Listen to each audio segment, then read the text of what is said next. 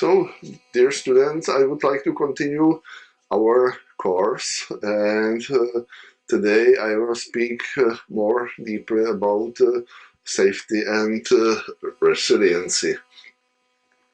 First of all, I would like to explain what does it mean efficiency, thoroughness, trait of ETTO.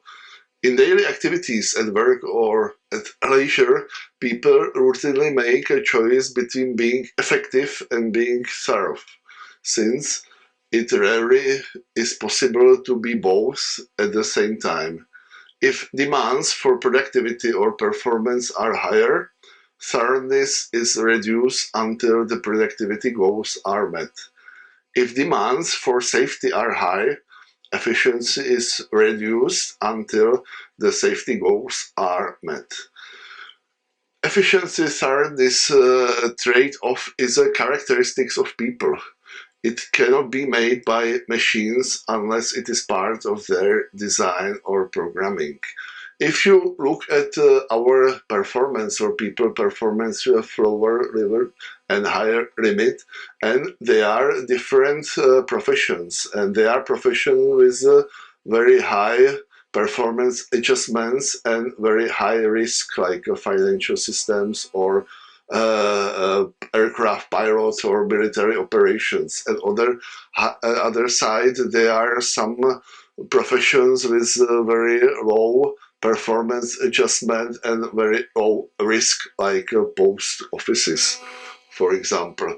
If we look at the safety, it is very difficult to explain what safety is, and we have two visions. We have a very old view and we have a new view.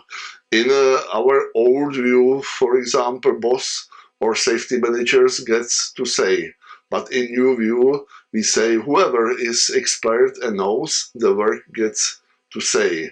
Or in old view, we can say make it impossible for people to do wrong things. And in new safety view, I can rephrase it, give people space and possibility to do right things. Old view is collected with bureaucracy, the new view with mutual coordination. The old view is based on predictability and standardization, the new view on diversity and innovations. In old view, we asked who is responsible. In new view, we asked what is responsible. Or in past, we says what people failed to do, and now in new view, why people did what they did. In past, human error was a cause, and now human error is a symptom. Or in past, human error is acceptable conclusion or investigation, but in new view, human error is only a starting point for investigation. The definition of safety is different if we speak about safety 1 or safety 2. In safety 1, safety was defined as few things as possible go wrong. In safety 2, as many things as possible go right. Safety management principle in past was reactive. It means a response when something happens or is categorized as an unexpected acceptable risk. In safety 2 is proactive, continuously trying to anticipate developments and events. And I can continue with the explanation of accidents, attitude to human factors, because in safety 1, humans are predominantly seen as a liability or a hazard. In safety 2 concept, humans are seen as a resource necessary for system flexibility and resilience, because resilience is very important characteristics for complex systems. Now I would like to explain you how to tackle safety. We have many approaches. The first approach is a system theory-based accident model and processes, STEMP method. And it is based on system theory, because in system theory we have emergence, we have hierarchy, we have communication, we have control theory, and we can solve or tackle safety with help of passive and active control. Passive control maintains safety by its presence. The system fails into a safe state, or simple interlocks are used to limit the interactions among system components. Active control requires some actions to provide protections, detection of hazardous events or conditions, it is monitoring, measurement of some variables, interpretation of the measurement, it is diagnosis, and response. As I mentioned, STEMP model means that accidents are caused by inadequate control. And the question is, how do we find inadequate control that caused the accidents? We have two methods.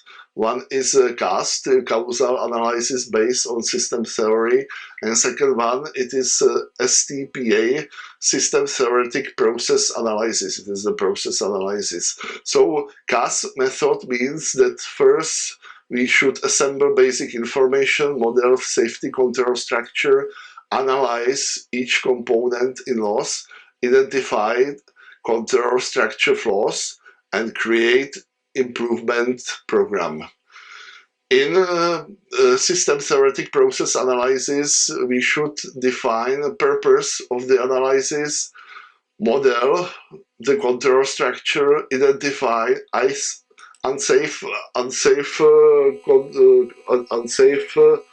control actions, and identify loss scenarios. And using these two methods yields into improvement of passive and active safety control. Second method is FRAM. It is a functional resonance analysis method. FRAM method produce functional models of a system, identify performance variability, analyze variability resonance, propose control measures for undesired resonance. We can imagine our system that he is working in a variable environment, that there are some quality margins, and so there is a variability in performance. But sometimes happen that due to unaccepted reasons, the system is out of control. The main idea of FRAB method is that we have this model of each functional component. We have input, we have output, we have a time, we have a control, under which control the function is provided. We have a preconditions of function provision, and we have also resources. I would like to show you on functionality landing in air traffic control. That input is a landing procedure. Time must be in time allocated by air traffic control, must not conflict with other tasks. Control is air traffic control commander and first officer's actions. Preconditions means landing procedures have to be completed, air traffic control clearance, ground crew ready, and resources means that commanders and first officers' attentions and time, cabin crew's attention, air traffic control and ground crew manpower. And this function is conditions not only by input-output as usual, but it is dependent on control time, preconditions, and resources. And we can define what does it mean, timing, it is too early, on time, too late, omissions, or precision, imprecise, acceptable, or precise. And using this basis functional components, I can start with the physical functions and define the link between them, and go from less abstract description into more abstract functional purposes, into functions or macro function on higher level. But the main idea, if I have all links like time and preconditions and resources, I can work with variability of such parameters and I can identify the synergy between variabilities, and maybe I can predict some possible hazard with the help of these functions. And this approach from is used for resilience assessment grid, RAG. The purpose of resilience assessment grid is to rate or measure the potentials for resilient performance. Resilience is an expression of how people alone or together cope with everyday situations, large and small, by adjusting their performance to the conditions. An organization's performance is resilient if it can function as required under expected and unexpected conditions alike. Four potentials for resilience performance are proposed by the potential to respond, monitor, learn and anticipate. You can see these four responses in this slide. There is the respond, learn, anticipate, monitor, and they are, for example, output of learn is time, sampling frequency, some conditions for monitoring. As input, we have perform primary functions, and output of response is regain controls. And we can go deeper in this analysis, and we have learn and monitor, and the results of lessons learned are some conditions for monitoring. And you can see that there are for learning, there are the conditions, business strategy, learning strategy.